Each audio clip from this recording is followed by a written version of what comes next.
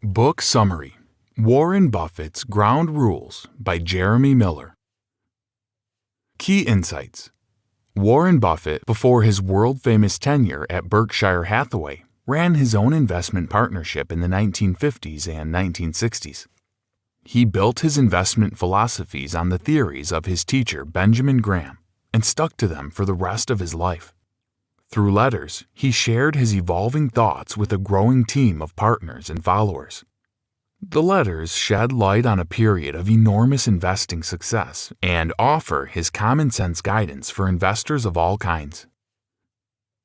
Buffett based his own principles on those of Benjamin Graham, his mentor. Graham believed that in the long run, the market will reward valuable companies. In 1956, Warren Buffett worked in New York with his mentor, the legendary investor Benjamin Graham. Buffett had been a fan of Graham, the author of his favorite book, The Intelligent Investor, even before business school. When he found out that Graham worked at Columbia, he immediately applied, and soon enough was sitting front row during Graham's lectures. After graduating, he desperately wanted to work for his professor's company, but was turned down twice.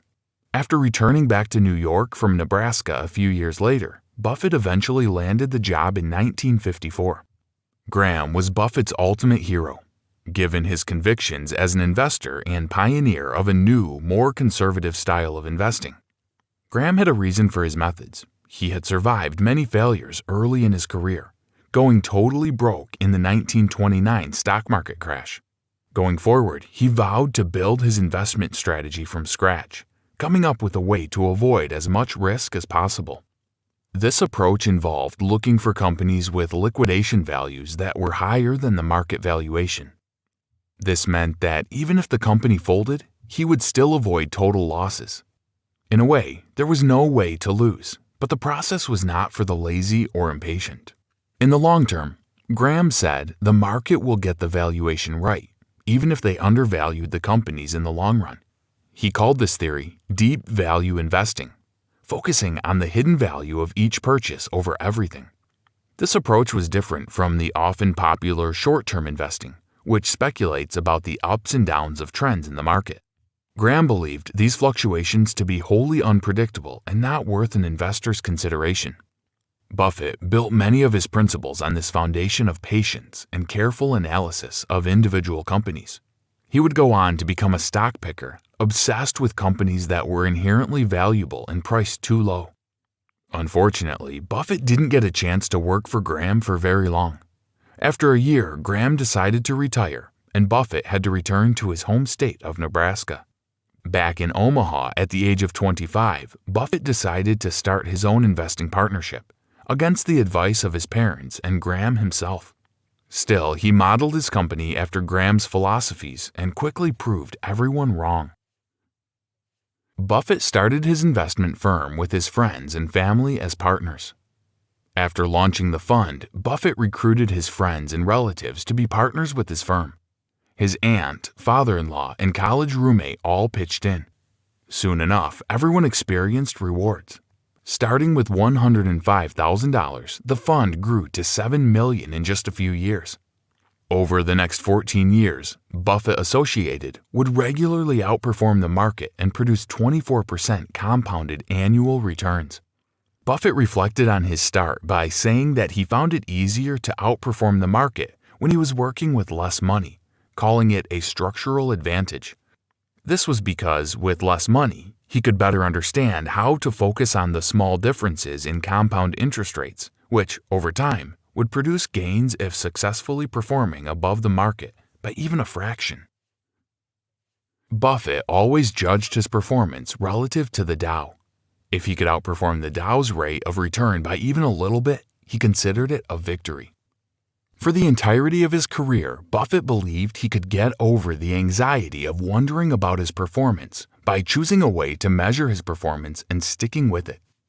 He settled on comparing his performance to the Dow Industrial Average and always aimed to relatively outperform it. If the Dow rose, and he only outperformed it by a fraction of a percent, he considered that a victory. If it fell and his investments fell less, he celebrated. Buffett knew that by sticking to this metric, he would experience long-term gains in the long run, thanks to compound interest. But the Dow is no easy competitor for the average Joe. In 1962, he wrote to his partners that it was close to impossible for individual investors to yield high profits, most commonly through pension funds. He recommended that people put their passive investments in index funds to ride the upward trend of the market, rather than trying to beat it through individual stock picking. Buffett was serious about his commitment to relative performances. He told his partners that if the investment fund made less than 6% in a year compared to the Dow, he wouldn't charge his partners anything. Only when he outperformed his number did he collect 25% of the profits. He was determined to work hard and only pay himself when this work paid off. When investing, look at the companies rather than market trends. Do this best by working in your area of expertise. Buffett knew from the wisdom of his mentors that the market was too volatile and to play the market was too risky. Instead, he looked to invest in companies that really spoke to him. "I will only swing at pitches I really like," he said. Buffett believed that by focusing on quality companies, you can feel confident holding the shares in the long run, knowing that the market will eventually value them too. He was known for his pickiness with companies. He believed that if people were given only 10 opportunities to invest in their lifetimes, their investments would likely pay off, since they would only have to strongly consider the long-term value of each business. In investing, this betting on a company's future is called arbitrage. To get this right, Buffett believed that it's best to only make these bets in industries you're specialized in. If you work on computers, think about which computer companies will likely rise in value or get bought out by larger companies. Otherwise, Buffett writes, it can be too tricky to make these sorts of guesses. In general, you should only put your money on the line in the rare instance you understand the entire picture and the best course of action. In the beginning of his career, Buffett chose underdog companies with ugly business models but hidden value. Buffett called these generals, and they produced the majority of the partnership's overall gains. A majority of his investment returns came from Buffett's general companies, or companies that were fair businesses at low prices. He regularly read a pamphlet called Moody's Manuals, which contained brief reports on various businesses, looking for bargains. He wanted companies that he thought other people would have a hard time stomaching, things like farm equipment and map-making companies. These companies were certainly not glamorous. He and his partners called them soggy cigarette butts, but Buffett was sure they'd pay off even if they were liquidated. Buffett took large stakes at these small or privately owned operations. In the mid-1950s, he bought a massive amount of shares in the Sanborn Map Company, which produced maps of buildings in each city across the United States. He picked the company because he saw that the company owned its own investment portfolio that other investors were overlooking. When Buffett got to split up the company, he made a massive profit.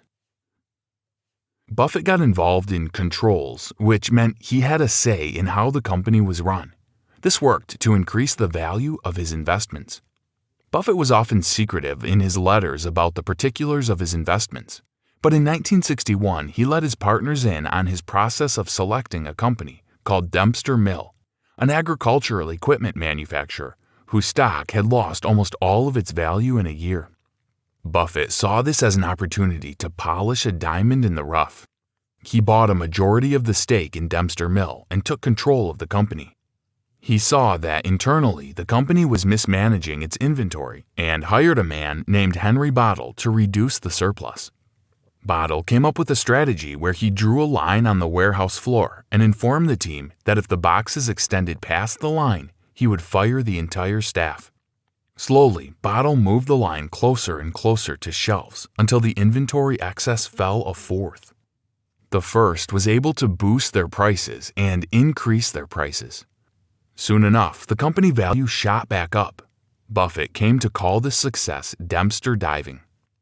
Ultimately, Buffett got some blowback for engaging in controls like this or buying a large enough piece of the company that you can have a say in how it's run. It oftentimes leads to tension between the owners of the company and the board members, but Buffett believed this was a way to save shrinking companies by dealing with obvious inefficiencies. As Buffett's firm grew, he moved away from investing in small, obscure companies. As the fund grew, Buffett was growing tired of the potentially messy business of controls, which often involved uncomfortable layoffs. The profits he was seeing, like the $9 million revenue of Dempster Mill, were impressive, but not enough to sustain a growing fund. He started investing in blue-chip companies instead, or companies like American Express and the Walt Disney Company whenever a scandal would lower their prices. He used his philosophy to look for undervalued but large companies, going from buying fair companies at wonderful prices to wonderful companies at fair prices. Stay courageous and convicted in your values, even when everyone around you is doing something more glamorous. Learn to think for yourself. Buffett valued the long term in all senses and didn't care for short-term improvements. He told his investors to, at a minimum, judge his performance at a minimum over 3 years and in general over 5 years. Because Buffett didn't believe in short-term investing, he also didn't believe in changing his own philosophies to fit more in line with industry trends. In 1956, when the stock market seemed ludicrously high, the world watched it continue to move upwards. This was known as a go-go period. Buffett knew that a correction was coming and stuck to his guns, remaining conservative with his investments.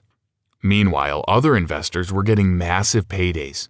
On Wall Street, an investor named Jerry Tsai took the opposite approach to Buffett, buying and selling constantly with each turn of the market. For some time, this made him big money. He bought swanky new offices and properties. Buffett still felt skeptical. "While they eat bonbons, we continue to eat oatmeal," he famously said. In 1966, Buffett doubled down on his conservatism. He said he wasn't accepting new partners and shrunk his performance goal in half.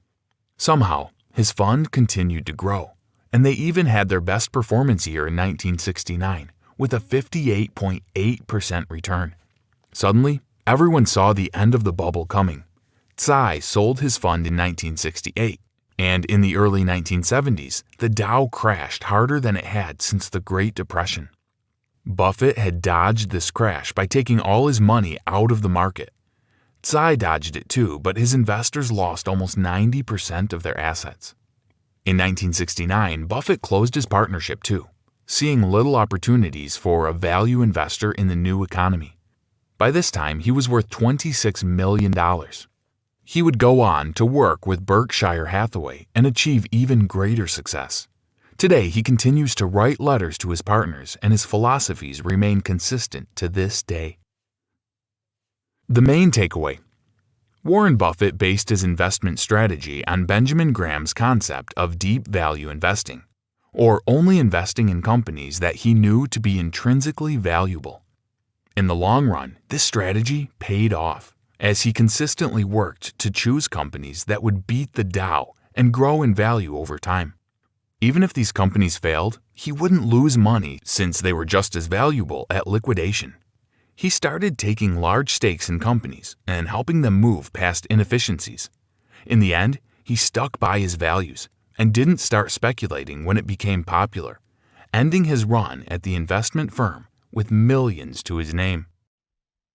Hi, I'm Rhonda, and this is an exclusive audiobook video recorded for the Audiobook Master Channel. Enjoy your audiobook and have fun learning. Don't forget to subscribe and hit the notification button so you'll get updated on our next upload. If you liked the video, give us a thumbs up and say your thoughts about the book we just covered. Do you want to listen to a summary or review of a book that we haven't covered in the past? Say it in the comments below or send us a message. Don't forget to check our other uploads. Enjoy listening!